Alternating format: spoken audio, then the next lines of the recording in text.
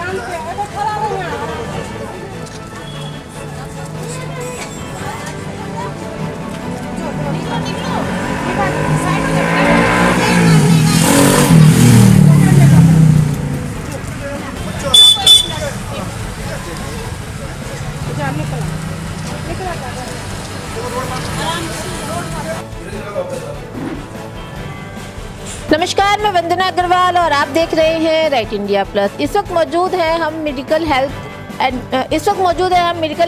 Educational society में और यहाँ पर बहुत सराहनीय काम इस संस्था द्वारा किया गया है और ये पहली बार नहीं है। 2012 से इस तरह के कार्य ये संस्था करती आ रही है। गरीब बच्चों को, क्योंकि ठंड का मौसम है, कड़ाके की ठंड पड़ रही है, गरीब बच्चों को गर्म स्वेटर्स, गर्म कपड़े और साबुन और बिस्किट्स छोटे बच्चों को यहाँ से वितरण किए गए हैं इनके द्वारा। और हमारे साथ ही संस्था के संस्थापक मौजूद हैं, अनिल शर्मा जी। चलिए उनसे बात करते हैं। सर, आज आपने छोटे बच्चों को गर्म कपड़े दिए हैं और बिस्किट और साबुन भी बांटे और कल क्योंकि क्रिसमस भी है, तो क्या कहना चाहेंगे? देखिए, बताना चाहूँगा, जिस प्रकार से पूरे विश्व में आपने देखा होगा गरीबों की संख्या लगातार बढ़ती आ रही है, इकोनॉमिक जो पोजीशन है ख़राब होती जा रही है, ठंड का महीना है। हमारी संस्था miracle health and education society 2012 में मैंने संस्था का गठन किया था और अपने पिताजी के आशीर्वाद से, जो हमारे संस्था के संरक्षक भी हैं श्री छोटेलाल शर्मा जी, बचपन से मैंने देखा कि उन्होंने हमेशा गरीबों की मदद की है। उसी मार्गदर्शन पर चलते हुए इस संस्था का मैंने गठन किया। पहले हम लोग कैंप वगैरह लाते थे और बीच बीच में गरीबों की हेल्प करते थे। लगभग 4 साल से हमने यहाँ पर सेंटर खोल रखा है। जो संस्था के डायरेक्टर हमारे साथ मीरा जी हैंगी, जिनके सहयोग से आज संस्था के 5 सेंटर चल रहे हैं। आज भी हमने प्रोग्राम किया इसी रूप में। जो गरीब बच्चे हैं, गरीब बहनें हैं, उनको हमने कपड़े डिस्ट्रीब्यूट किए, साबुन दिए और छोटे बच्चों को बिस्कुट वगैरह दिए। सर, आप जो ये सब डिस्ट्रीब्यूशन कर रहे हैं 2012 से और आपने संस्था खोली है, तो क्या ये फाइनेंशियल आप अपनी तरफ से करते हैं या कहीं से हेल्प आपको मिलती है? नहीं, मैं सेल्फ ही करता हूँ जी। जो हमारे मेंबर्स हैं उसमें हमारी मदद करते हैं, बाकी सेल्फ ही करता हूँ और सारा पैसा मैं खुद ही लगाता हूँ। सर, इसके अलावा आपकी संस्था और क्या क्या काम करती है? देखिए, बताना चाहूँगा, जो हमारे सेंटर्स चलते हैं इनमें सिलाई कढ़ाई का, पार्लर्स का, कंप्यूटर कोर्स किया जाता है, आर्ट एंड क्राफ्ट कोर्स किया जाता है और इसके साथ साथ हम कोई ना कोई एक्टिविटीज़ करते रहते हैं। कभी गरीब लोगों को कपड़े बांटने हैं, कभी जूते बांटने हैं, कभी कंबल बांटने हैं, ड्राइंग कंपटीशन करवाना है, कुकिंग कंपटीशन करवाना है, बहुत सारी एक्टिविटी होती रहती है। और मेरा मानना है, जब देश में गरीबी की हालत ज़्यादा ख़राब हुई पड़ी है, जो भी हमारे सामाजिक लोग हैं, बुद्धिजीवी वर्ग हैं, वो भी अपने स्तर पर इस ठंड के महीने में चाहे भले ही एक इंसान मदद करे, मदद जरूर करनी चाहिए। क्योंकि ठंड और भूख ये दुनिया की ऐसी ज़रूरती चीज़ें हैं जो गरीब को चाहिए। आपने देखा होगा, पहले कोरोना आ गया था, 2020 के अंदर में आया था। हमारी संस्था के द्वारा, हमारी टीम के द्वारा मीरा जी ने और हमने घर घर जाकर लोगों की मदद की थी। बहुत सारे ऐसे विकलांग लोग थे, महिलाएं थी, बच्चे थे, महिलाएं बहन बेटियाँ रोती थी बेचारी जो है। बहुत से तो जो मुझे यहाँ जानते हैं, मीठापुर के अंदर में कई लोग आजादपुर हैं, नागलोई हैं, वहाँ से मेरा फ़ोन आते थे कि अनिल शर्मा जी हमारी मदद कीजिए, हमारी गैस ख़त्म हो गई है, बच्चों का दूध नहीं है हमारे पास। ना मैं उन्हें जानता था, ना बेचारे मुझे जानते थे। वो ना जाने कहाँ से नंबर मिल गया उनको। मैंने उनको पेटीएम किया। और जो हमारे आसपास के लोग हैं, यहाँ लाइन लगती थी, कई हज़ार लोगों को हमने राशन दिया है, मास्क बांटे हैं और इसके अलावा सैनिटाइज़र बांटा है हमने। और जो भी मदद हो पाई हर तरह से हमने मदद की है जो है। सर, कोरोना फिर से वापसी दस्तक दे रहा है। दिल्ली के अंदर 5 केस ऑलरेडी निकल चुके हैं, तो अब आपकी क्या तैयारी है कोरोना को लेके, या क्या संदेश आप लोगों को देना चाहिए? देखिए, सबसे पहले तो जो हमारे संस्था के स्टूडेंट्स हैं सब हमें पूरा कोऑपरेट करते हैं। हमारी टीम है यहाँ पर जितने लोग मौजूद हैं, मीरा जी हमारे डायरेक्टर हैं, आज हमारे बीच में जगतपाल प्रधान जी भी आए हुए हैं साई नगर से, बीनू मैडम जी हैं, वर्षा जी हैं, रजनी जी हैं, और जो पूर्व की टीम है, वर्तमान की टीम है, सभी बड़े समझदार हैं, पूरा कोऑपरेट करते हैं। हम इनसे बात करके मास्क के लिए हम लोग सलाह देंगे पहले इसमें कि जल्दी मास्क भी हम लोग पहने सब लोग मिल करके, और सैनिटाइज डिस्ट्रीब्यूट करेंगे। और जो भी व्यक्ति जिनके घर में परिवार में वैक्सीन नहीं लग पाई है उसमें मदद करेंगे। हमने वैक्सीन कैंप भी लगवाए। मैंने खुद कई हज़ार लोगों को, हमारे घर पे डिस्पेंसरी है पीछे, वहाँ कई हज़ार लोगों को वैक्सीन लगवाई है। जब लोग परेशान होते थे, बड़े बड़े राजनेता, बड़े बड़े पैसे वाले, देश के बुद्धिजीवी वर्ग, सामाजिक वर्ग सब घर में बैठ गए थे, उस समय भी मिरेकल संस्था ने दिन रात काम किया था।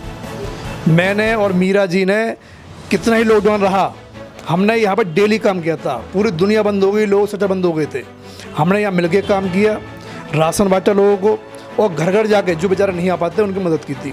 और आगे भी 3 बार लॉकडाउन हुआ है, तीनों बार हमने लोगों की मदद करी है। भगवान ना करे ऐसा मौका आए, दोबारा लॉकडाउन बढ़े, कोरोना आए, अगर आएगा तो उसका मुकाबला करेंगे।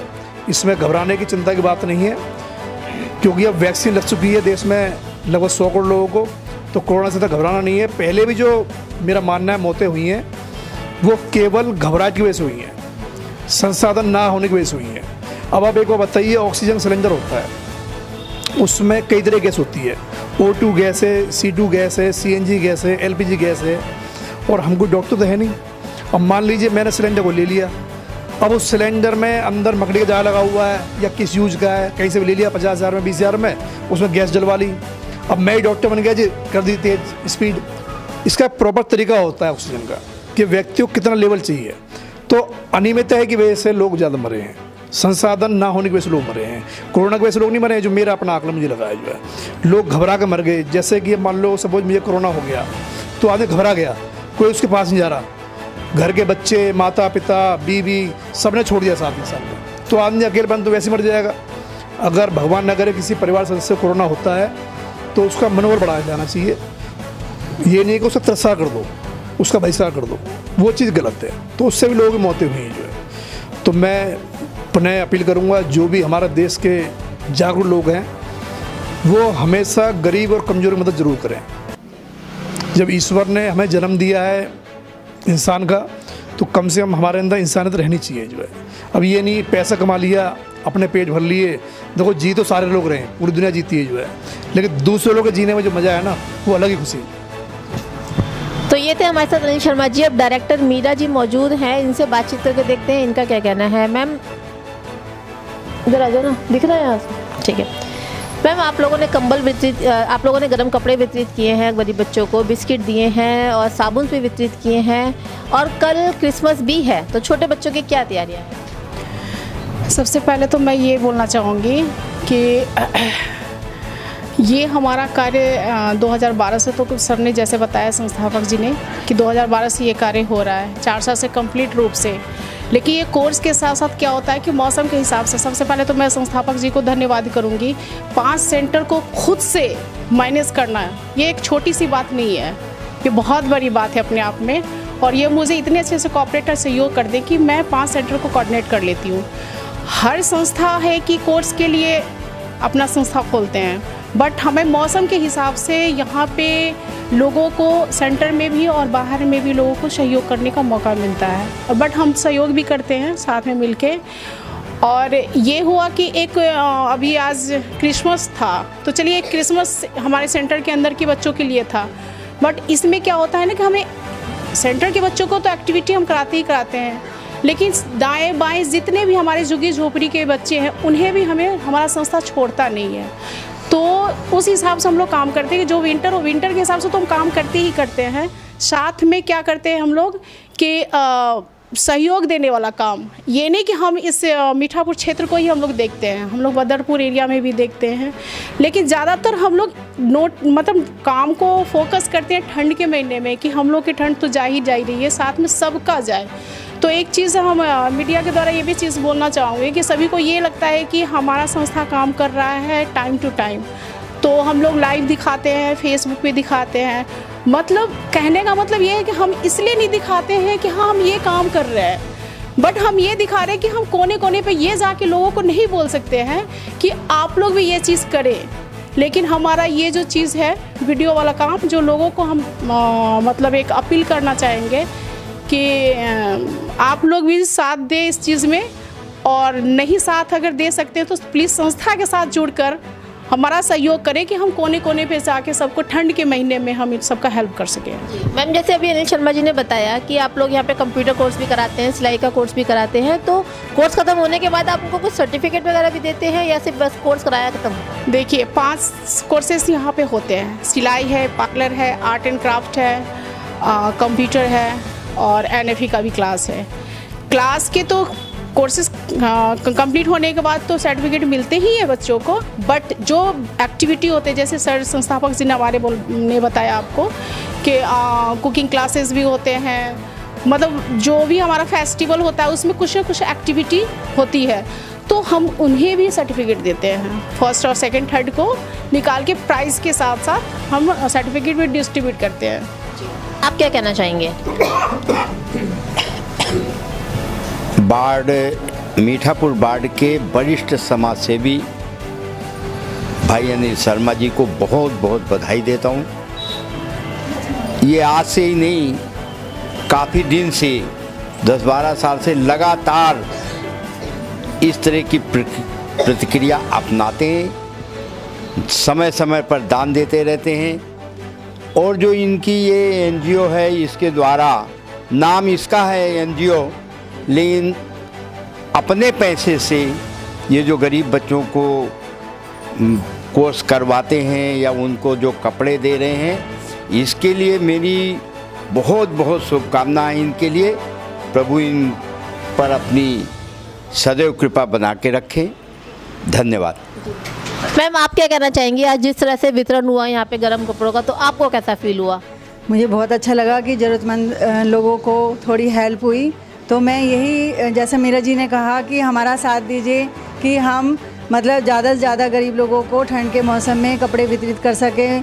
और मेरी शुभकामनाएं हैं ये NGO के बच्चों के लिए भी कि जो यहाँ पर कोर्स कर रहे हैं। कल क्रिसमस है तो उसके उपलक्ष्य में हम आज ही यहाँ पर क्रिसमस मना रहे हैं, क्योंकि कल संडे है। तो उसके लिए मैं बच्चों को यही संदेश देना चाहूँगी कि देखो, कमियाँ तो सब में होती हैं, लेकिन आप कमज़ोर नहीं हो। कमज़ोरी को दूर करने की ताकत आप में ही है। मेहनत के बल पर आप अपनी कमज़ोरी को दूर कर सकते हो। तो बस मेरा यही संदेश है कि मेहनत करो और आगे बढ़ो, और ख़ुद भी अपनी हेल्प करो और दूसरों की भी हेल्प करने लायक बनो। एक स्टूडेंट हमारे साथ मौजूद है, चलिए उनसे पूछते हैं इन संस्था के अंदर आज चूँकि क्रिसमस मनाया गया है यहाँ पर, तो उनको क्या सिखाया गया? क्योंकि मुझे लगता है बच्चों से ज़्यादा कोई अच्छा नहीं बता सकता, टीचर्स तो अपनी तारीफ़ करते ही करते हैं। तो बेटा, हम आपसे जानना चाहेंगे, आप यहाँ पर अटेंड किया आपने, आज क्रिसमस डे जो है मनाया जा रहा है, तो क्या सिखाया आपके टीचर्स ने आपको? मैं सबको नमस्ते बोलना चाहूँगी अपने मेडिकल हेल्थ एजुकेशन सिस्टम के सोसाइटी की तरफ से, कि आज हमारी मैम ने हमें सिखाया है कि गुड टच और बैड टच क्या होता है।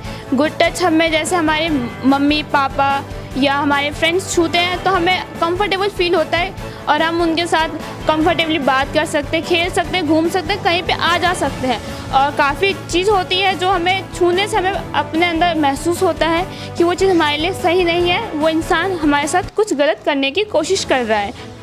तो ये हमें खुद अंदर से महसूस होता है। इस चीज़ के बारे में हमें जानकारी दी हमारे मैम ने। और एक चीज़ और हमें इस वीडियो के थ्रू पता चला है कि चाइल्ड हेल्प एम्बुलेंस का नंबर है 1098। इस पे हम कॉल करके अपनी हेल्प मांग सकते हैं और अपने बारे में बता सकते हैं हमारे साथ क्या हुआ है और क्यों हुआ है, वो चीज़ हमें पता चलेगी और हमें हेल्प मिल सकती है इन सब चीज़ों के बारे में।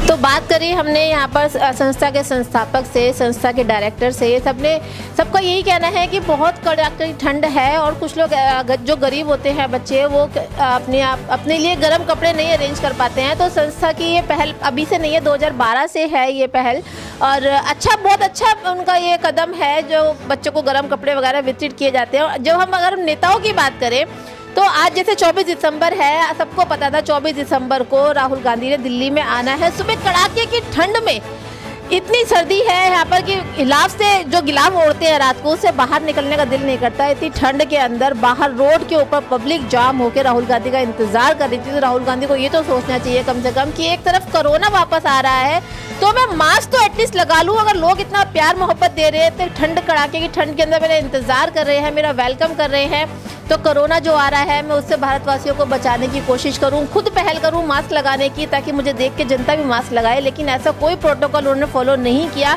जबकि दिल्ली में मास्क कल से अनिवार्य हो चुका